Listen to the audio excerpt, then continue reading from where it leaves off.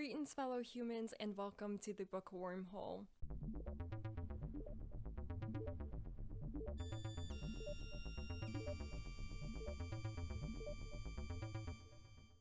We're almost halfway around the sun again, so that means it's time for a mid-year freak out. So I like doing these videos just because it gives me a chance to check in and see where I am with my goals for the month.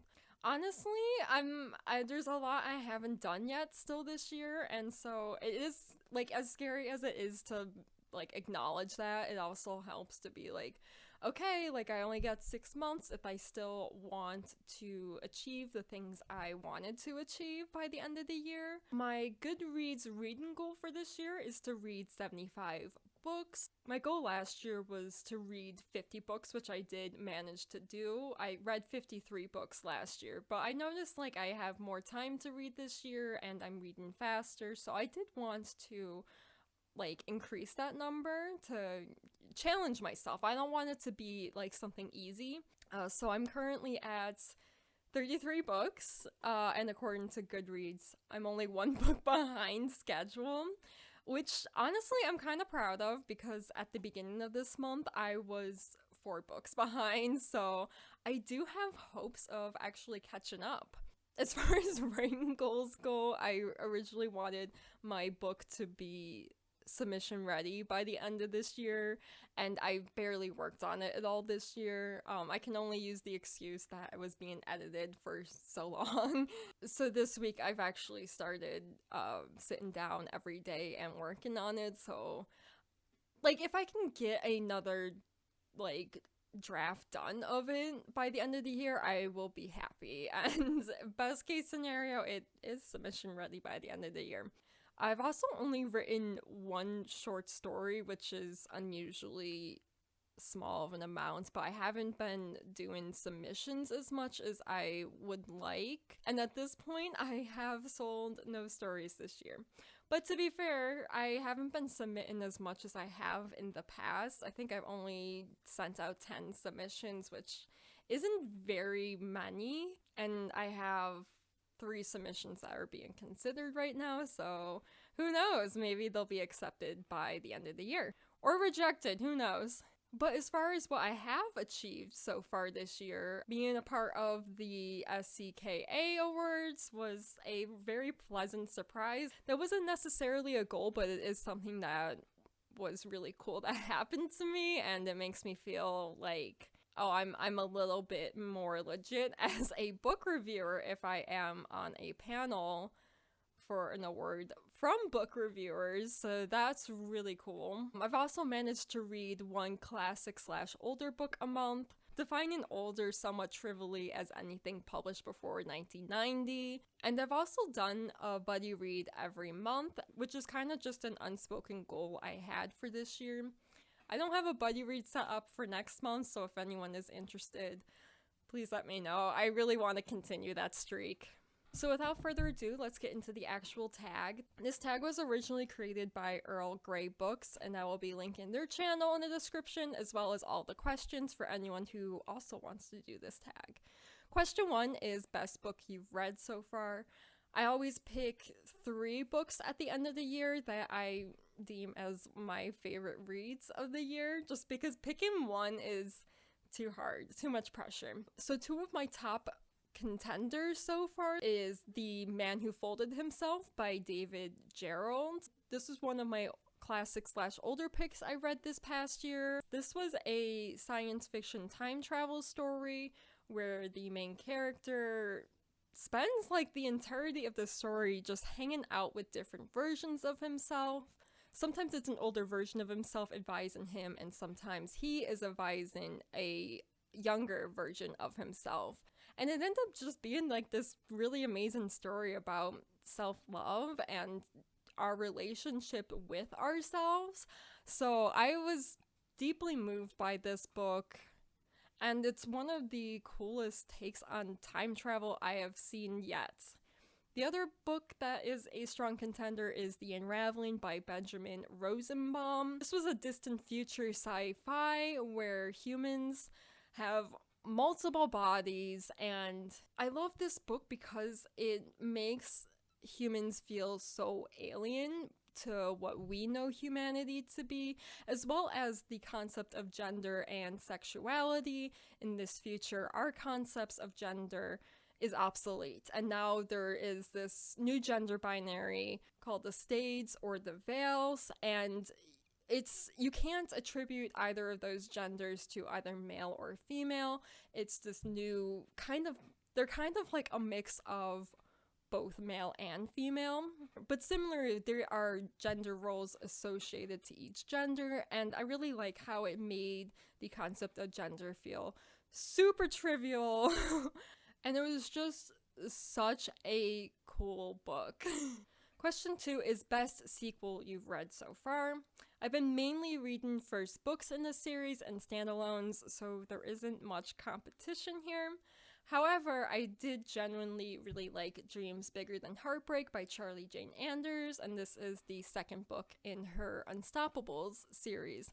I actually ended up liking this book a lot more than the first book in the series. I think because the characters were better established in this book by now, and it followed a couple different like concepts and plots within that universe, whereas in the first book they were kind of all stuck together and everything really revolved mostly around Tina. And with the way it ended, I'm really looking forward to the third book in this series. I think after I read the first book, Victory is Greater Than Death, I was like, okay, I enjoyed that, I would read another book like this, but I wasn't super stoked for the second book after the first one, just because I wasn't really sure what was going to happen next. I didn't have a strong idea of what the next book could be about, but this book did a much better job. It was a lot stronger in my opinion. And my favorite Animorph book I've read this year so far is probably book 6, The Capture. I read this book entirely in one day. I thought that the main conflict of the story, as well as the personal conflict of Jake, the character who we were following in this book, tied together so beautifully. And I thought it was such a good science fiction as well. New releases you want to read. Siren Queen by Niveau has been on my TBR all this year. I haven't read anything by Niveau yet, but I always see her books being highly praised, so it's fine time I've done so. And this one interested me because it's both old Hollywood and it's, I think, lesbian as well. I also am looking forward to Legends and Lattes by Travis Baldree.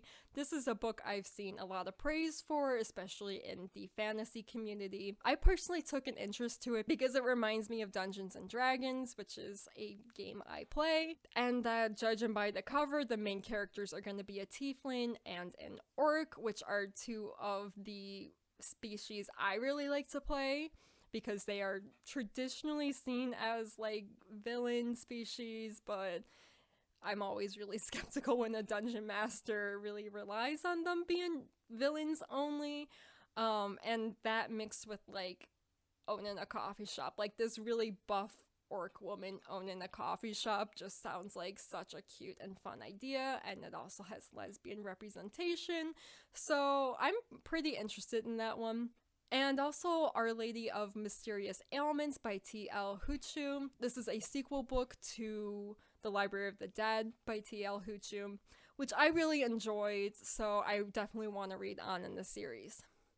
Most anticipated to still be released in 2022. This one I'm definitely going to read this year, and that is Prayer for the Crown Shy by Becky Chambers. This is the sequel and final book in the Monk and Robots duology, and I really enjoyed the first novella. It's a solar punk, which I don't usually read, and it's such a cool book conceptually with these robots that live in the wild and are built in the wild and live separately from humans. So I enjoy the world so much, as well as the overall cozy tone of the series. And the next book I'm really excited for is probably a surprise, but that is Hooked by A.C. Wise.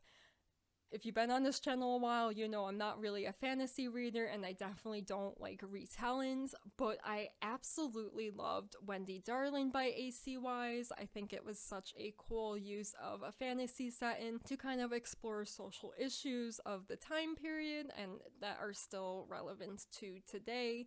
This is a somewhat sequel, I think, to Wendy Darling, and this one follows Captain Hook, which was a character largely absent from Wendy Darling, but every like implication of what happened to him was like super creepy. So I'm really interested to read more in that creative universe. Biggest disappointment. I haven't read anything I really hated this year, which is really promising, but there have been some disappointments. My lowest rated book at 2 stars this year was Animorphs number 9, The Secrets by K.A. Applegate. I really felt like it was such a pointless book in the series. It really didn't add anything to the overall storyline, and it had some inconsistencies for the prior books too, which I felt was really bad. I can't believe that actually happened. It was the first book I've read so far in the Animorphs where I was actually really disappointed. Another disappointment was City of Illusions by Ursula K. Le Guin. And this is mostly coming from like everything else I've read by Le Guin I've really liked, and this one just didn't measure up. I felt for I think it's like 160 pages long, like 80 of those pages were kind of filled with nothing, and it was definitely a lot longer than the book needed to be. I think what she did explore in the book was really cool, but she could have done so in a short story form rather than a long book. And a book that I thought was overall pretty good but didn't live up to the hype in my opinion was Do You Dream of Terror 2 by Temi O. This had so much good ideas going for it, but by the end of the book, it kind of felt like the author just gave up on all of the plots that she introduced to it, and it felt like it ended way faster than it needed to be. So I ended up giving this one, I think, 3 stars. And it's mostly because it had so much potential and it just didn't live up to that potential, which sometimes is worse to me, is when when I read a book that I really like, but the execution just doesn't do the idea justice at all. It sometimes feels worse than a poorly written book. Biggest surprise. This one's gonna be Library of the Dead by T.L. Huchu, and mostly because I wouldn't have picked up this book on my own. I only read this because it was a nomination for the Subjective Chaos kind of awards, but I absolutely tore through this book. It's definitely outside of what I usually read, but I really enjoyed it, and I want to read on in the series too. And also Ancillary Justice by Ann Leckie, despite the fact that this book is very well loved in the sci-fi community. I tried reading it last year and I think I only got 40 pages in before I put it aside. So I was kind of disappointed by it last year, but then I buddy read it this year with Words in Time and actually read more of it, and I ended up really liking it, which I'm kind of happy about because I was super upset last year when I DNF'd it. I'm glad I finally gave it a chance because I did end up really liking it. New favorite author. Definitely new to me only is David Gerald. Like I said, he wrote The Man Who Folded Himself, and I was just so impressed with that book, and I definitely want to read more of him. New fictional crush. This one is always a hard question for me to answer because I just don't get crushes on book characters. No judgment to people who do. So I think I'm just gonna take it as like who I would want to go on a date with, and I'm gonna pick Shizuka Satomi from Light from Uncommon Stars by Rika Aoki. Because like what's not to like about her? She's talented, she's confident, you know, I feel like she'd be a really interesting person to go on a date with. New favorite character. I'm gonna choose Priya from Library of the Dead by T.L. Huchu. Just because I feel like I would love to hang out with her. She's this punk, like, wheelchair user, magic user, who is a doctor by trade. She just sounds so cool. I would love to hang out with her. A book that made you cry. The most recent book that made me cry was When We Were Magic by Sarah Gailey. And this is mostly just because I felt so seen. The moment that made me cry was when the main character comes out to her dad's as a witch, and just like the way they responded to her coming out to them. I definitely feel like being a witch in this story is a metaphor for being gay, though she is also bisexual. It was just like seeing that acceptance from her dad's really touched me in a way. And yeah, again, like it just felt like witches were a metaphor for being gay. So it was a really beautiful book, and my overall impression of it too is just like, I wish I had this book when I was in high school. I felt like I would have really enjoyed it and really needed it back then. A book that made you happy. I was really delighted by You Sexy Thing by Kat Rambo. Space opera is like one of my favorite subgenres in science fiction, and this book really reminded me why I like space opera so much.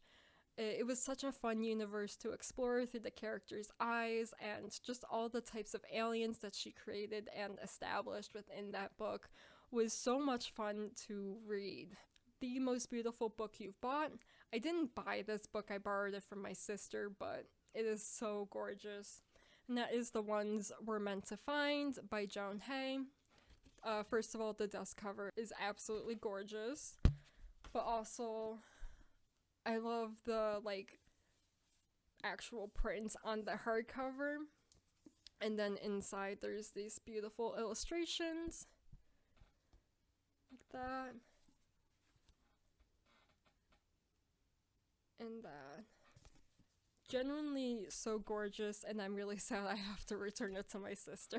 What do you want to read before 2022 ends? Some books I have on my TBR for specific readathons later in the year. Gideon the Ninth by Tamsin Muir. The Seven Husbands of Evelyn Hugo by Taylor Jenkins Reid. Sybil Sue Blue by Rosal George Brown. And Kindred by Octavia Butler. And some series I'm hoping to read more of besides Animorphs, of course. The Murderbot Diaries by Martha Wells, Illumini Files by Amy Kaufman and Jay Kristoff, and I'm hoping to finish the Carl's duology by Hank Green. And lastly, favorite community members. I'm only gonna name channels that I've started watching this year specifically that I think are great and people should check out. Fit to Be Read, Words in Time, Lee Reads, Chloe Frizzle, and Short Skirts and Sarcasm. So that's where I am in the middle of the year. I'm not doing too bad, I think. And I think there's plenty of time for me to catch up on what I haven't yet achieved this year. I'm sorry my eyes look a little messed up. I am having really bad allergies as I'm filming this, so I promise that's why I look a little crazy. Thanks for watching this video. Remember to support your local library and shop independent when you can. And until next time, please stay tuned.